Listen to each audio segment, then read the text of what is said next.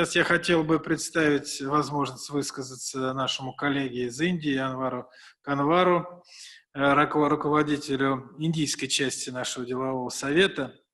Уважаемый господин Канвар, вы знаете, что сейчас и наши страны, конечно, в том числе, все кто-то с большим, кто-то с меньшим успехом борются с эпидемией. По-разному проявили себя системы здравоохранения в разных странах мира и с разными итогами на сегодняшний день подошли. Вот мне хотелось бы вашу точку зрения услышать. Вот как вы считаете, какова роль деловых кругов, в данном случае мы говорим о странах БРИКС, нашего делового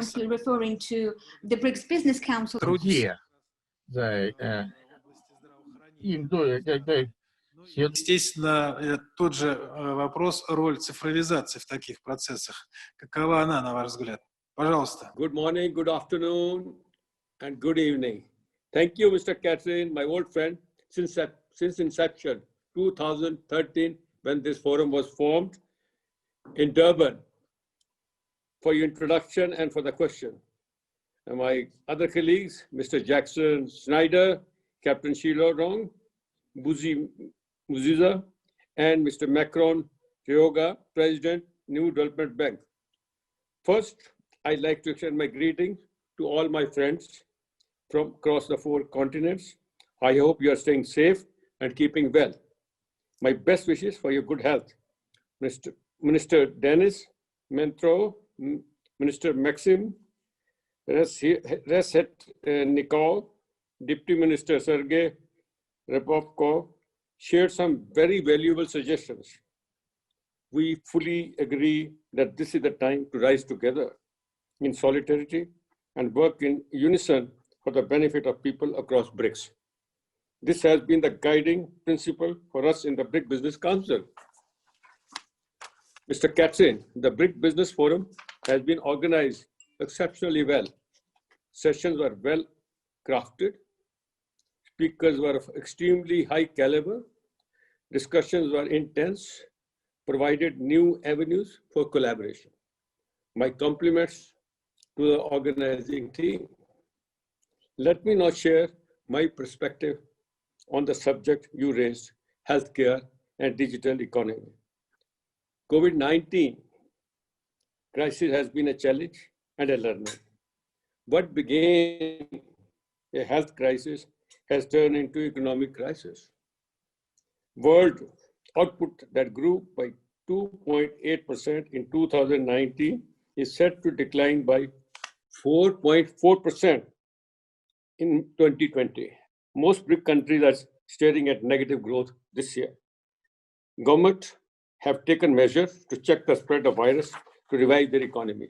In India, our government and Reserve Bank of India have come up with multiple economic packages to support industry through liquidity measures, moratorium on outstanding loans repayments, suspension of insolvency law, and a focus on small businesses. Steps have been taken to boost demand and drive consumption. These measures have started showing results, and green shoots of recovery are visible on the horizon. However, as we rebuild our economies, we need to reimagine our healthcare systems. A lasting economic solution will be determined by how we address challenges in the healthcare domain. COVID-19 is a wake-up call, a reminder that tells us how important the health is for individuals, society, and economy. Even Mahatma Gandhi was a firm believer of good health and hygiene practices. He used to say, "Your health is your wealth. It is the quality of your life that matters, not the speed with which you live." These words are relevant in today's time. In fact, a recent report by McKinsey titled Prioritizing Health, a Prescription Prosperity highlight that better health outcome could add 12 trillion to global GDP in 2040. The health crisis we are facing today is unprecedented. As on date, India has the second highest cumulative COVID-19 cases. However, there has been an improvement lately. The number of new reported cases have been falling and currently in the range of 50,000 to 60,000 per day. The rate of spread of infection is also being contained. Our recovery rate is around 90%, and case fatality ratio is about 1.5%, much better than in most parts of the world. However, we cannot be complacent. Many countries had been declining curve are now witnessing second wave of virus. Hence, we need to remain cautious. Prime Minister Modi has been reminding people regularly that there can be no laxity till a medicine or vaccine is found. Friends, vaccine development has been progressing well, with many vaccine candidates being in the human trial phase. Even as we monitor progress in this area, it is critical that we make effort to strengthen BRICS cooperation in healthcare sector. The point was emphasized in BRIC Business Forum, and I would like to highlight 5 areas where we see clear synergies for cooperation. First, we must set up BRIC Pharma Alliance. Leading pharma companies in BRICS country can come together for joint research and development, joint production, as well as marketing of medicine and vaccines. Our collective efforts will benefit all. Second, we need to significantly ramp up our medical equipment and medical devices production capabilities, capacities to cater to any further future health crisis. India had earlier proposed setting up a BRIC Med Technical Zone, a world-class joint manufacturing facility for medical devices. We must put this project into action. I urge New Development Bank to examine this project for funding. Third, during South Africa BRICS presidency in 2018, it was agreed to set up a BRIC Vaccine Research and Development Center.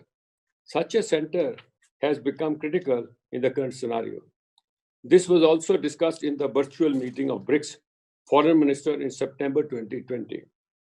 We must operationalize this proposal at the earliest. The New Development Bank must consider funding for such a center as well. Fourth, the area of vaccine distribution. Given the scale of COVID-19 vaccination required, we need to plan in advance the strategy for its implementation. A collaborative effort is needed, including exchange of ideas, solution to implement vaccination campaign. Our policymakers will have to do a balancing act related to equity, inclusion, priority, safety, and privacy. Identify priority segment of population, ensuring regional balance, establishing authorized agencies for administration of vaccine, setting up distribution infrastructure, working out pricing mechanism, training and skilling of vaccine administration. All this would have to be planned to ensure effective administration of vaccine to all. Leveraging technology for targeted delivery, data collection, and data insights will be critical. While our government would be working on the distribution plan and strategy, we as business enterprises can also share experience and best practices with our respective authorities. Fifth is the cooperation in telemedicine.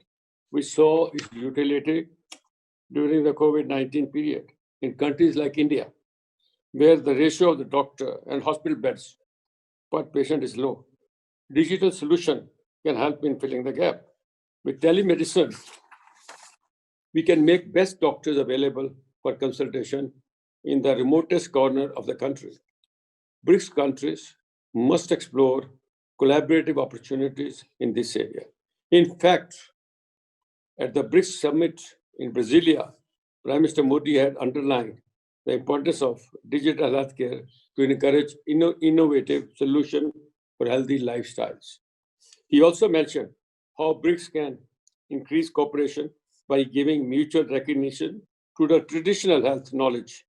These areas have become all important today, as staying healthy, fit with strong immunity will help us fight the battle against contagious viral disease even in the future. Friends, country must consider healthcare as an investment rather than as a cost.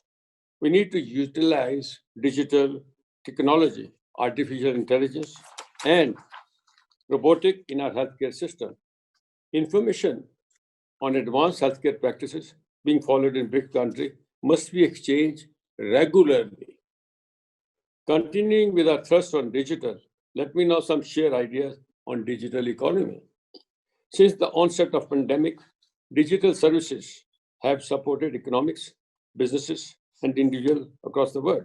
In fact, there is one positive development that we see in otherwise gloomy environment.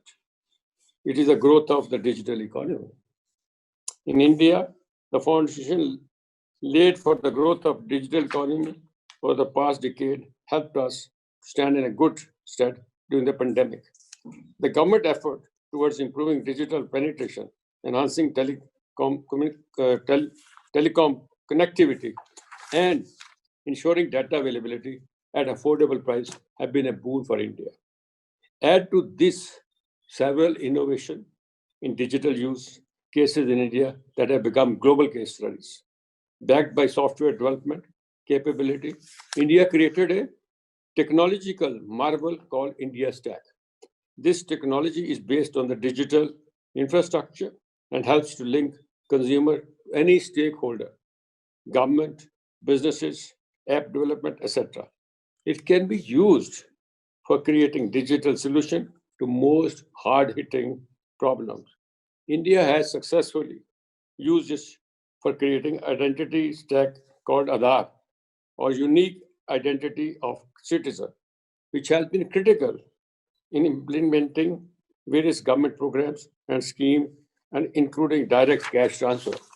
Similarly, India created a payment stack called Unified Payment Interface, which is known as UPI, that has been the backbone to successful fintech ecosystem in our country.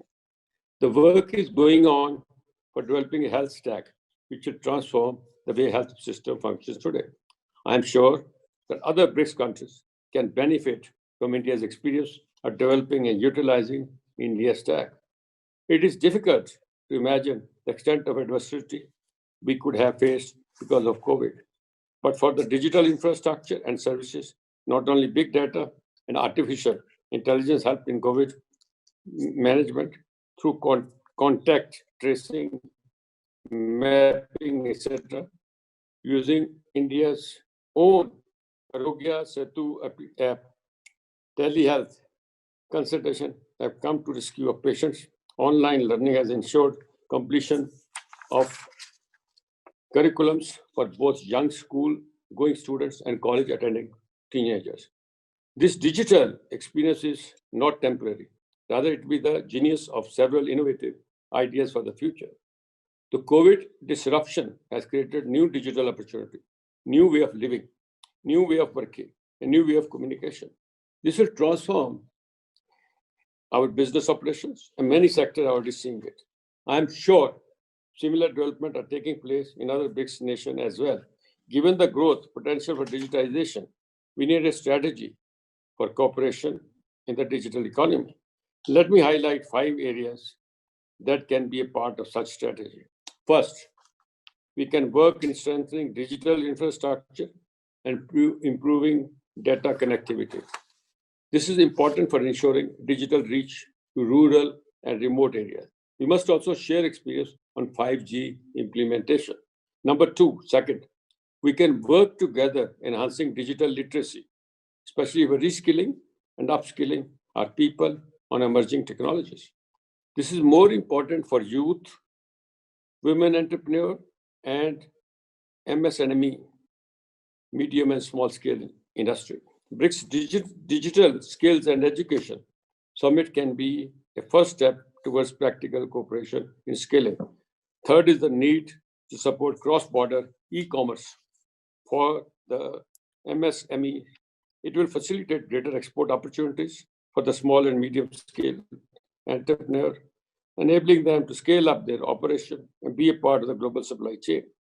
The national e-commerce player in BRICS economy should explore collaboration to help medium and small-scale manufacturers leverage from scale and promote export of domestic products. Fourth, BRICS nation can jointly create a common data privacy and cybersecurity guidelines.